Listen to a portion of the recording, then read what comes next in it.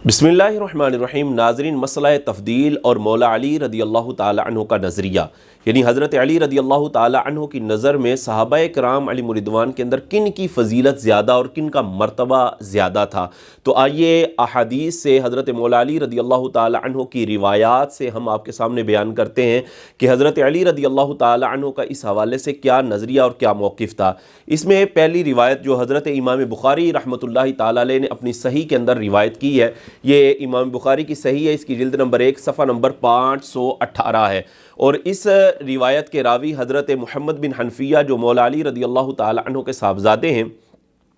आप फरमाते क़ुल्तु लि अबी, मैंने अपने वालिद गिरामी से पूछा, अय्युन नास खैरुन बाद नबी सल्लल्लाहु अलैहि वसल्लम, कि नबी पाक अलैहिस्सलातु वस्सलाम के बाद लोगों में सबसे ज़्यादा बेहतरीन और सबसे अफजल और आला कौन थे। तो हज़रत अली रदी अल्लाह ताला अन्हु ने बयान किया, क़ाल अबू बकर, फरमाया कि नबी पाक अलैहिस्सलातु वस्सलाम के बाद सबसे ज़्यादा जिनकी फ़जीलत और जिनका मर्तबा है उनका नाम है हज़रत सैयदना अबू बकर सिद्दीक़ रदी अल्लाह ताला अन्हु। क़ाल क़ुल्तु सुम्मा मन, कहते हैं फिर मैंने अर्ज़ की इनके बाद कौन है। तो हज़रत अली रदी अल्लाह ताला फरमाया, क़ाल उमर, फरमाया उनके बाद हज़रत उमर रदी अल्लाह ताला अन्हु का मकाम मर्तबा है। तो इससे ये पता चला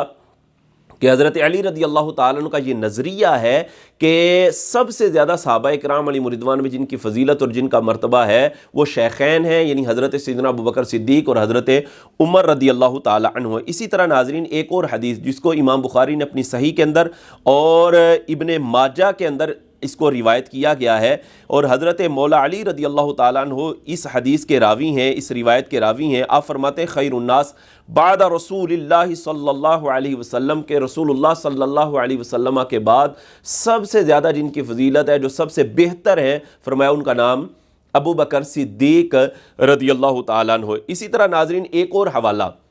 जो आज आपके सामने गोश गुजार करना है, और वो ये है कि इज़ालतुल ख़फ़ा अन खिलाफ़तिल खुलफ़ा के अंदर ये रिवायत मौजूद, और आला हज़रत इमाम अहमद रज़ा ख़ान अलैहि रहमा ने फ़तावा रज़विया जिल्द नंबर 28 सफ़ा नंबर 480 और 481 पर इसको रिवायत किया। हज़रत अलक़मा रदी अल्लाह ताला अन्हु इस रिवायत के रावी हैं। मौला अली रदी अल्लाह ताला के बारे में बयान करते हैं कि बालग़ अलीजन, हज़रत अली रदी अल्लाह ताला अन्हु को ये ख़बर पहुँची कि इन्न अक़वामन युफ़द्दिलूनहु, कि कुछ लोग हैं, कुछ कौमें हैं कि जो हज़रत अली रदी अल्लाह ताला अन्हु की फ़जीलत बयान करते हैं अला अबी बकर व उमर, यानी अबू बकर और हज़रत सैयदना उमर रदी अल्लाह ताला अन्हु पर उनकी फ़जीलत को बयान करते हैं। फ़साइद अल मिंबर, तो हज़रत अली रदी अल्लाह ताला मिंबर पर जलवा फरमा हुए, फ़हमिद अल्लाह वसना अलैहि, अल्लाह की हम्द की, अल्लाह की सना बयान की। सुम्मा क़ाल या अय्युहन्नास, फिर आपने फरमाया ए लोगो, इन्नहु बलगनी अन्न कौमन युफ़द्दिलूनी अला अबी बकर व उमर, फरमाते हैं मुझे पता चला है कि कुछ लोग मेरी फ़जीलत बयान कर रहे हैं अबू बकर और उमर पर। फरमाया वलो कुन्तु तक़द्दमतु फ़ीही लअक़बतु फ़ीही,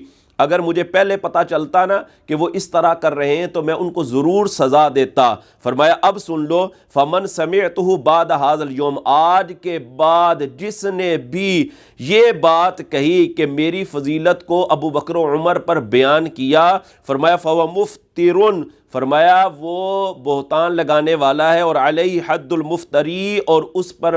मुफ्तरी की हद लगाई जाएगी, यानी 80 कोड़े मारे जाएंगे। इसी तरह की एक और रिवायत जिसको सुनने दारक़ुतनी के अंदर रिवायत किया गया, और अल्लामा इब्न हजर मक्की रहमतुल्लाह अलैह ने अस्सवाइकुल मुहरिका के अंदर इसको रिवायत किया है कि हज़रत अली रदी अल्लाह ताला अन्हु ने बयान किया कि ला अजिदु अहदन फ़द्दलनी अला अबी बकर व उमर इल्ला जल्लतु हद्दल मुफ्तरी, फरमाया मुझे ये पता चल गया कि कोई बंदा मुझे अबू बकर और उमर पर फजीलत दे रहा है, फरमाया मैं उसको मुफ्तरी की हद लगाऊंगा, यानी 80 कोड़े मारूंगा। तो वो लोग कि जो हज़रत अली रदी अल्लाह ताला अन्हु को शेखैन पर फजीलत देते हैं, वो अपनी ज़रा तैयारी कर लें कि मौला अली रदी अल्लाह ताला अन्हु की मार से वो कैसे बचेंगे, और मौला अली शेर खुदा रदी अल्लाह ताला अन्हु की मार, सोचें वो मार कैसी होगी, और सिर्फ 1-2 दुर्रे नहीं लगेंगे, 80 दुर्रे मारने मौला अली रदी अल्लाह ताला अन्हु ने। और इसी तरह मौला अली रदी अल्लाह ताला अन्हु का फरमान सुनते जाइए, ये भी अस्सवाइकुल मुहरिका के अंदर अल्लामा इब्ने असाकिर ने भी इसको रिवायत किया है।